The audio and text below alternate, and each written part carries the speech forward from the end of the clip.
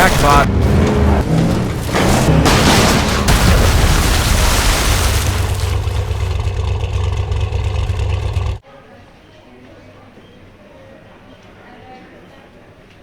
Deliver the Cast is an action-adventure game set in a world where everything is destructible. You play as Winston Green, a courier with anger management issues on his downward spiral towards insanity.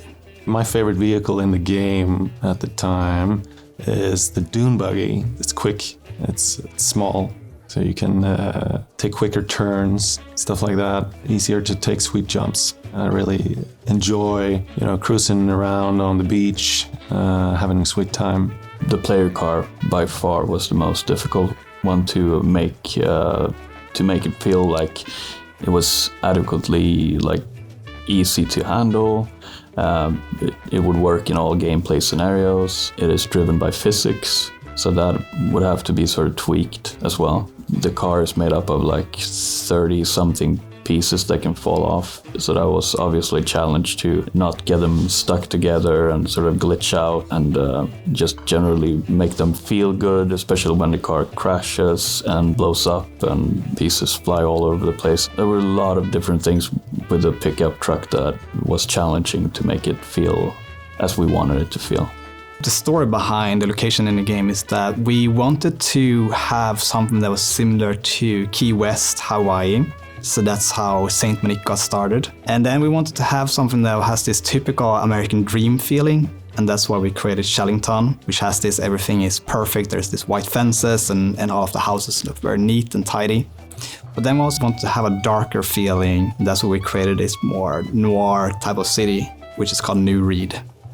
Yeah, so to create, or rather evoke, the nostalgia and the atmosphere of the 1950s that we're after, we've tried to create environments that, are related to 50s America culture, like, for instance, drive-in theater or greaser hangouts. And so the world consists of 3 acts, 3 larger areas.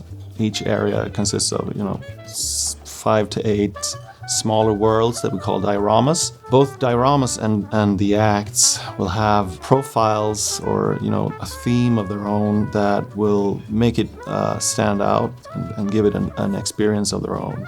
When creating the vehicles, just like when we were creating the buildings and the environments and characters, we wanted to make the vehicles feel like they were part of that time period, obviously. We drew from a lot of references. At the same time, we wanted them to feel they had something that was unique to them and weren't just straight off something that existed. We sort of interpreted, and some of them were more similar to real-world examples than others. We especially wanted the pickup truck to feel like something that you would expect to see from this time period. And then we added some things to it that made it feel more like, a little extra spice on it, I guess. So I think in the game at the moment, player can drive about maybe 50 different vehicles, I would say. And we are currently customizing each vehicle so they have their distinct feeling when you drive them. There are going to be tons of hidden vehicles to find. Especially the further you get into the game, there are going to be a lot of secret vehicles and a lot of quirky ones. Deliver at All Costs is a narratively driven action game where everything is destructible, where you follow a character who is on the downward spiral towards insanity.